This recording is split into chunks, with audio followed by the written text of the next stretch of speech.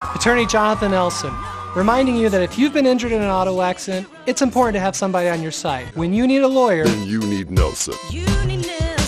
Just before noon yesterday, Pahrump Fire Rescue is dispatched for a report of an unknown type fire in around the 1100 block of Rixu. As crews were responding, they observed a large dark-colored smoke column developing, which clearly and quickly turned into a very large dark-colored plume. Engine 5, which is our closest station out of Station 5, arrived within minutes of the initial dispatch and confirmed not an undetermined type fire, but multiple structures and other personal properties stored on a particular parcel. That was a well-developed fire that was quickly spreading due to wind-driven conditions and an overabundance of fuel load. The fire was extending beyond the property of origin onto neighboring properties in just about every direction and also crossed over a road to the north. Crews quickly arrived and after it was retoned as a structure assignment and went into a defensive exterior objective.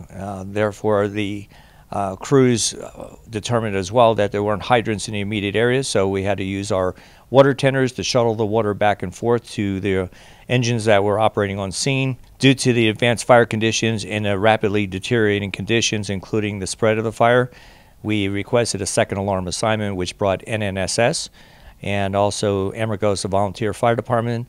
Engulfs covered our stations for additional assignments. NNSS originally came directly to the scene and assisted with suppression. We then later moved Engulfs up to the scene as well, and they assisted our firefighters with overhaul and further suppression.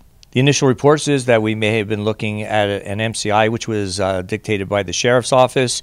In fact, our investigation revealed that there were no persons trapped and that there were no injuries sustained in this large fire event. The smoke column and the 30-40 foot flame lengths could be viewed throughout the valley. It was a highly dynamic, very impressive appearing fire. It had a lot of dangerous inherent problems, including exploding vessels, and the amount of personal property and number of structures and vehicles placed on this parcel created significant challenges for us. However, within approximately an hour and 30 minutes, the fire was placed under control. This also included a spreading fire just directly to the north from embers that were being launched through the winds, and also a large dust devil that came right through the middle of the incident just after the height of the fire, which then extended to the neighboring property and ignited a Conex container. That fire and a small trailer were also extinguished in quick fashion. And again, therefore, the entire incident was placed under control in approximately an hour and 30 minutes after arrival. We're in the investigative phase. The Deputy State Fire Marshal's office has been requested. They arrived yesterday and have been investigating.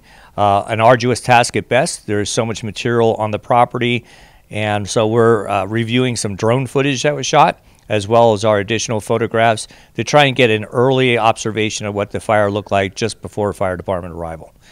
Again, so we'll keep you posted, and we anticipate that this will be a while before, and it actually may be undetermined after all is said and done due to the extent of the damage. But we're going to do a real good job with the State Fire Marshal's office and do our best to determine exactly what caused that fire yesterday.